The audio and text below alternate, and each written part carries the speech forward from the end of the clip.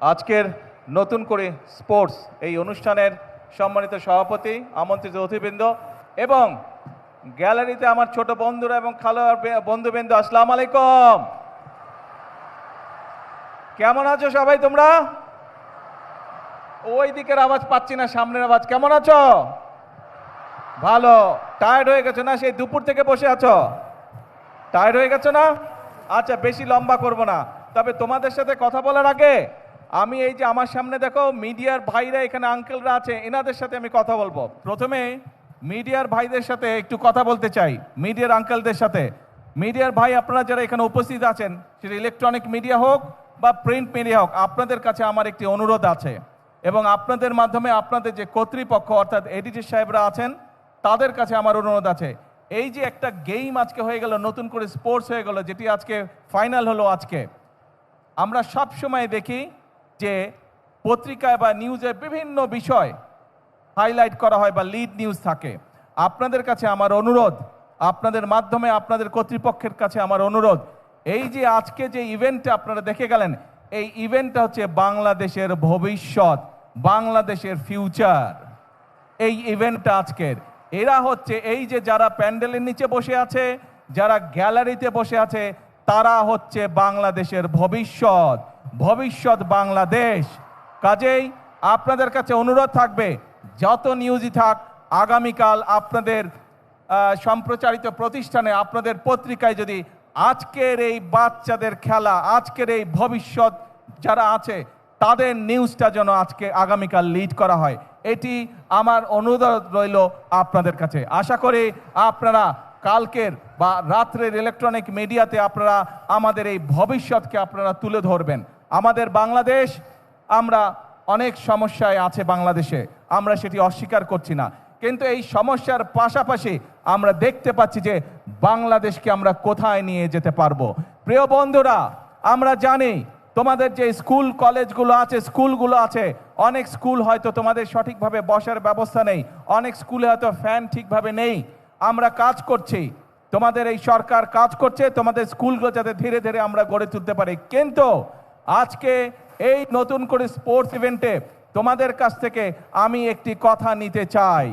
আমরা এই যে দেশকে সঠিকভাবে গড়ে তোলার কাজ করছি, এই কাজটি আমরা তখনই করতে পারবো যখন এই যে তোমরা যারা গ্যালারিতে বসে আছো, আমার হাতের বাম পাশে তোমরা যারা খেলোয়াড়রা বসে আছো, যারা পুরস্কার পেয়েছো প্রায় 350 খেলোয়াড়, তোমরা যদি আগামী দিনে নিজেদেরকে গড়ে তুলতে পারো সঠিকভাবে, তাহলেই আমরা বাংলাদেশকে ভবিষ্যতে গড়ে তুলতে পারবো। কারণ আমি দৃঢ়ভাবে বিশ্বাস করি, এই যে গ্যালারিতে হাজার হাজার ছোট বন্ধুরা তোমরা বসে আছো, তোমাদের মধ্যে থেকেই এই দেশের একজন ভালো ডাক্তার বের হবে, তোমাদের ভিতর থেকে এই দেশের একজন ভালো আর্কিটেক্ট বের হবে, তোমাদের ভিতর থেকে এই দেশের একজন ভালো ইঞ্জিনিয়ার বের হবে, তোমাদের ভিতর থেকে এই দেশে একজন ভালো ক্রিকেটার বের হবে, ভালো সুইমার বের হবে, ভালো টেনিস প্লেয়ার বের হবে, অর্থাৎ তোমাদের মধ্যে থেকে এই খেলোয়াড় বের হবে।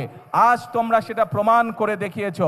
তোমাদের মধ্যে থেকেই এই দেশে বের হবে যারা এই দেশকে সামনে দিকে এগিয়ে নিয়ে যেতে পারবে। কাজেই নিজেকে কখনো ছোট ভাববে না, নিজেকে গড়ে তুলতে হবে। তুমি যত শক্তভাবে নিজেকে গড়ে তুলতে পারবে, তুমি তোমার বাংলাদেশকে তত সুন্দরভাবে গড়ে তুলতে পারবে। কি হলো, বাংলাদেশকে গড়ে তুলতে কে কে কাজ করবে? গ্যালারিতে যারা আছো, আমার সাথে আছো তোমরা? শুনতে পাই না, হাত তুলে, তাহলে বুঝবো আমার সাথে তোমরা আছো। কারা বাংলাদেশকে গড়ে তুলতে চাও? বাংলাদেশকে গড়ে তোলার জন্য কারা কাজ করতে চাও? হাত তুলে দেখে। গ্যালারিতে যারা বসে আছো, বাংলাদেশকে গড়ে তোলার জন্য কারা কারা নিজেকে গড়ে তুলবে? হাত তুলে দেখে।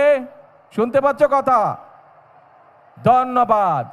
এখন কথা হচ্ছে, পড়ার সময় মন দিয়ে পড়তে হবে, কিন্তু খেলার সময় একইভাবে মন দিয়ে খেলতে হবে। আরেকটি তোমাদের কাছে আমি সহযোগিতা চাই, তোমাদের একটি হেল্প লাগবে।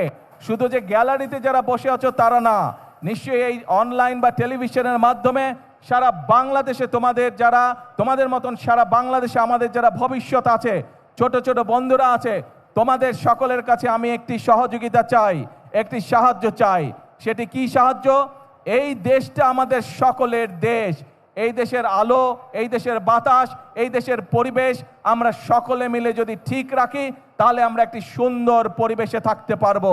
তুমি সুন্দর পরিবেশে বড় হতে পারবে, তুমি সুন্দর পরিবেশে পারবে, তুমি সুন্দর পরিবেশে পড়ালেখা করতে পারবে।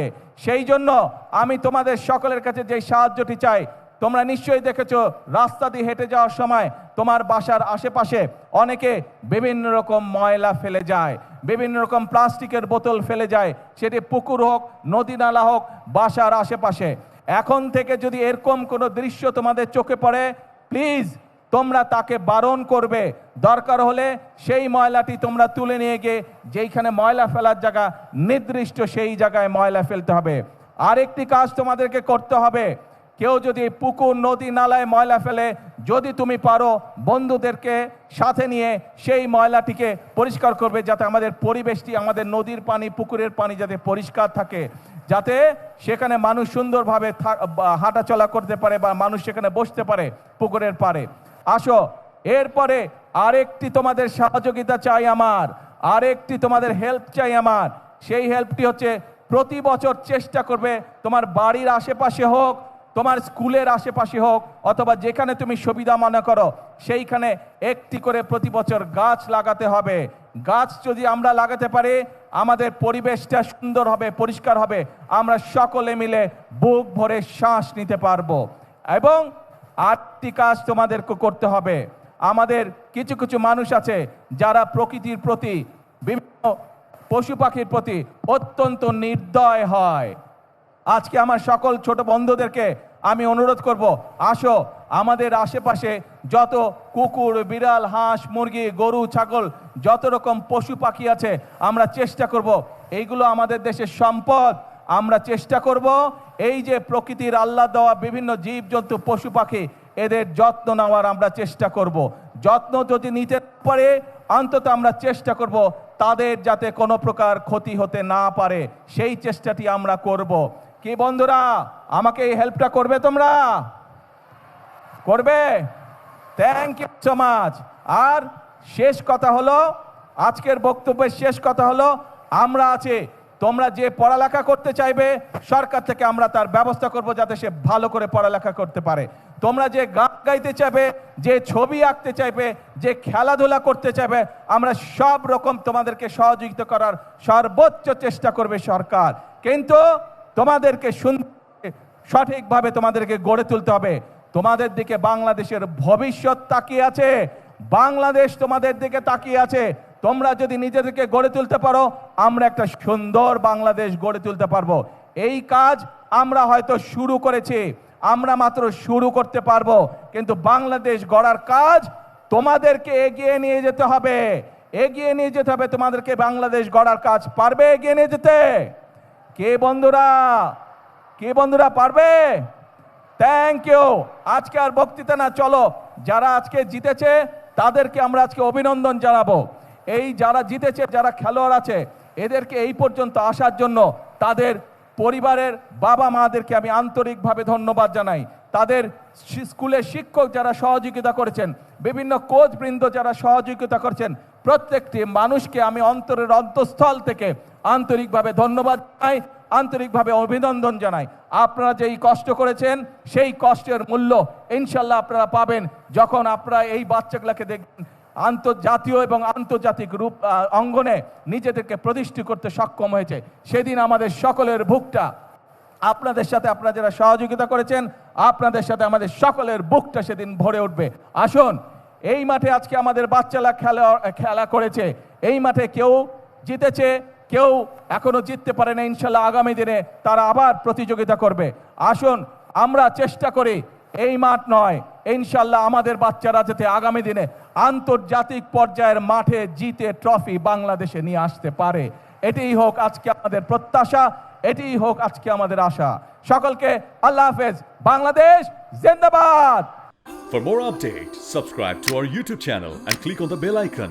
Follow us on Facebook and Instagram. Download T-Sports app to enjoy exciting games and highlights. Visit tsports.com.